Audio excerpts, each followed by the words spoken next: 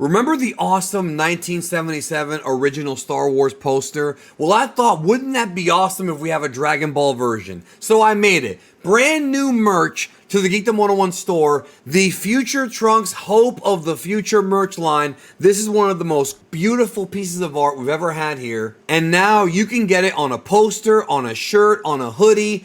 I love it. Future Trunks with the Spirit Sword trying to save the future. I've done merch for so many different Dragon Ball characters, all of people's favorites, but not Trunks until today. The link is in the description for a limited time. Do not miss out on this one.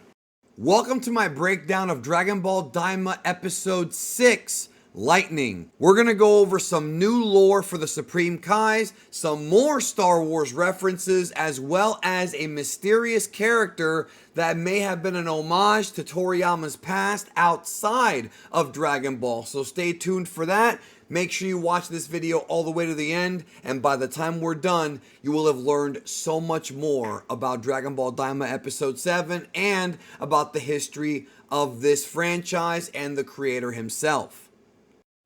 Pansy is the one who's responsible for the ship going down because there was too much luggage that she loaded onto the ship and it overloaded the engines. But because she is a technical wizard like Bulma, she is the one that decides to volunteer to fix it. One of the revelations here that's revealed with regards to Pansy is that she'd had no idea that Shin was a Supreme Kai, was a Kaioshin from Universe 7. She knows that he's a Glind, but she doesn't know that these Glinds eventually become gods. We'll be going more into that shortly. Goku once again mispronounces Glorio's name, and he accuses him of doing it on purpose, but he's really not. Goku has a history of doing this, and the funny thing is that later on in this very same episode, he once again gets his name wrong.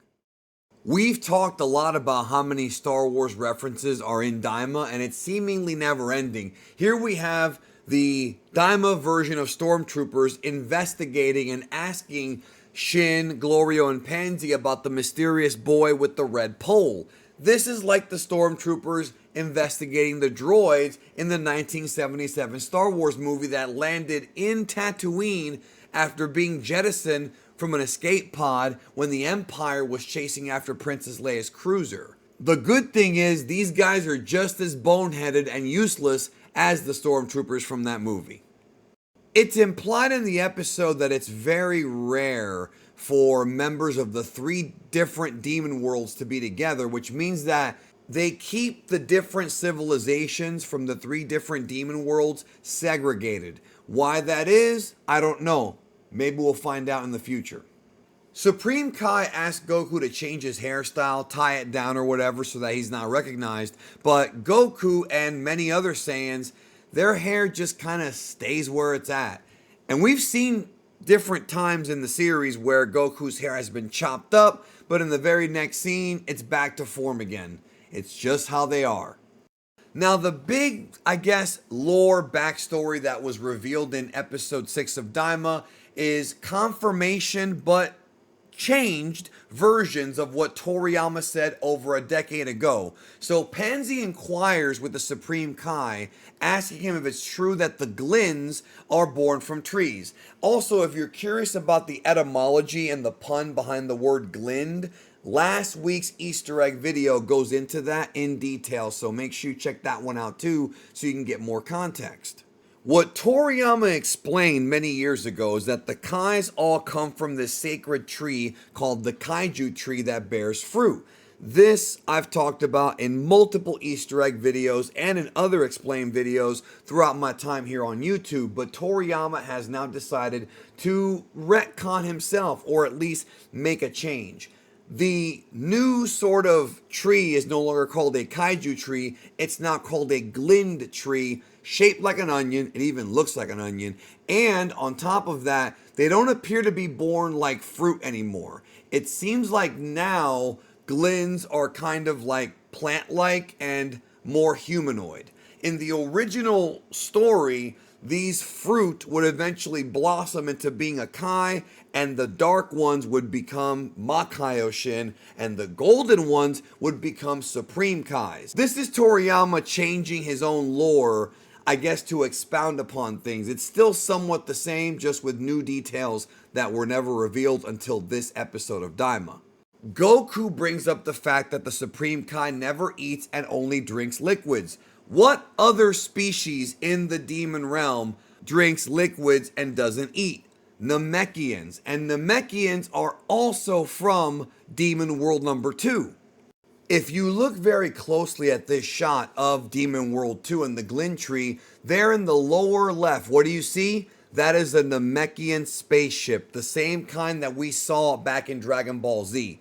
That would mean that Namekians and Glinds are very likely cousins or related in one way or another, but I find it kind of fascinating because the first person in Dragon Ball that is referred to as God is Kami. As I mentioned before, the English dub would censor it to the Guardian of Earth, but Kami in Japanese literally means God, and he was the God of Earth. So I find it kind of interesting that after all these years, not only are Namekians sort of a prototype or related to the Supreme Kais, in that both species have spawned numerous gods in the universe outside of the demon realm.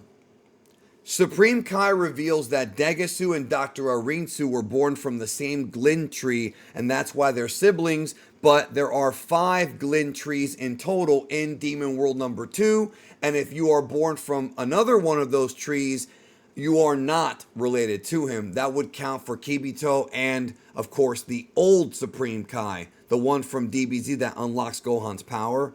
That one is from a different tree than Kaioshin. Shin reveals that the reason as to why Degasu did not go with him and other Kais to the outside world is because he's very ambitious, and in the Japanese language, the word he actually said was rebellious. It's just that the subtitles chose ambitious. Not exactly the same thing, but it gets the point across. Dr. Arinsu is confirmed once again to be a scientist, and as I mentioned last week, she's sort of inspired from Toa from the various Dragon Ball video games. But one of the new revelations is that the Supreme Kai reveals that Glints don't have gender, so they're not exactly men or women, even though Shin and Degasu resemble males and Arinsu resembles a female. That doesn't appear to be the case when it comes to Glints. And because they are born from trees, they probably don't elope and reproduce to make children. Everything's from the trees. We've been talking ad nauseum for the past few weeks since Daima started about Toriyama using a lot of Star Wars into this series, and there's even more of it in this episode. For example, Pansy reveals that the third demon world has 2 suns, which is exactly how Luke Skywalker's home planet of Tatooine is set up. It's also got 2 suns. The binary sun scene is one of the most famous and memorable scenes of the original Star Wars film, A New Hope, and Toriyama is once again paying tribute to a movie that he loved watching when it came out when he was a younger man. Glorio reveals that somebody from the first demon world hired him for a special job. We're going to find out who that is in this episode, and I'll go into that momentarily. It is then officially revealed after much speculation and talk for the past few weeks, in fact, the past few months, Glorio does indeed have a dark side because he is working behind the scenes for Dr. Arinsu, setting something up.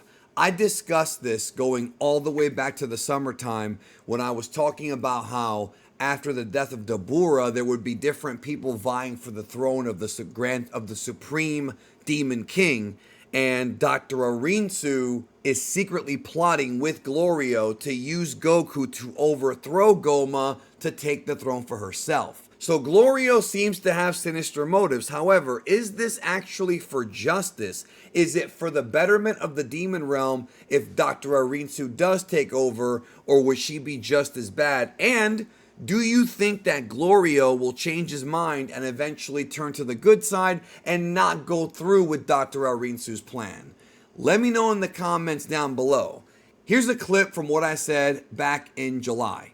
Goku and the Supreme Kais may be used as pawns in the game of the demons to fight over the throne.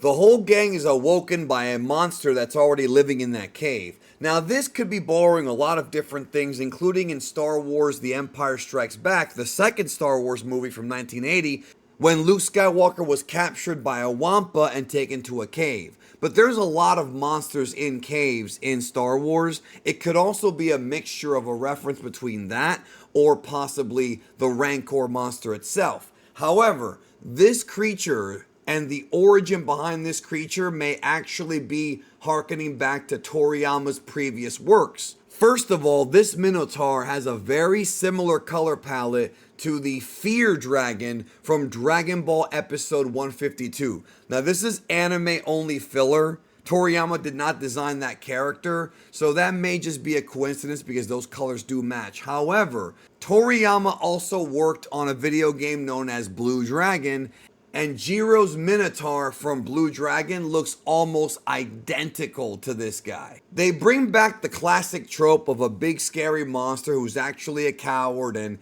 he's very intimidating, but he's actually not that strong. It's very similar to what they did with Oolong in the early episodes of original Dragon Ball, where he may seem intimidating because he can shapeshift, but in reality he's just a small pig who can't even fight. Glorio and Goku dispute who should fight the Minotaur, so instead they decide to test each other's skills out. Outside of Goku versus Vegeta in episode 1, this is the first one-on-one fight, at least with a martial arts twist, so far in Dragon Ball Daima. This fight really shows the dynamics between OG Dragon Ball Goku and Dragon Ball Z Super Saiyan Goku, because we see Goku at first fighting in his base form using the Nioibo, the power pole, and then we see him transform. Pansy revealed in the previous Daima episode, episode 5, that most Majin from the Demon Realm know at least one magic spell or have some kind of familiarity with magic. Glorio, it turns out, can manifest lightning and electricity from his hands. This, of course, once again goes back to Star Wars, because in Star Wars, Sith Lords know how to use what's called Force Lightning. The first time we see this is in Return of the Jedi, when the Emperor fires Force Lightning at Luke Skywalker. And if you notice, the color of the Force Lightning and the way that it sort of moves around the screen is very similar to what Glorio does in this episode. Glorio is very skilled at using these attacks. As you can see, it's just like the Emperor from his fingertips, just very, very similar. I cannot believe how many Star Wars references are in Daima. It's actually kind of nutty. Goku then focuses as best he can, mind, body, and spirit, to once again tap into Super Saiyan, this time comfortably. This transformation was absolutely beautiful with the animation. It looks like classic Dragon Ball Z animation style, like one of the great all-time transformations. Goku, of course, has that super confident smirk on his face because it's time to get serious. At this point, Glorio uses his lightning attack once again, and it's headed right for Goku, but Goku uses his bare hands to deflect it. This is something only the strongest Jedi Masters know how to do in Star Wars, including Yoda. Pansy, of course, thinks it's all magic, but it's just Super Saiyan. And then, of course, we have the cowardly Minotaur trying to sneak away from all this because he knows that either of these two guys are too much for him. And much like Mr. Satan, he's full, he has a stomach ache, you know the excuses, he's gonna dip. Meanwhile, back at Capsule Corp, Bulma has finished repairing the Supreme Kai ship.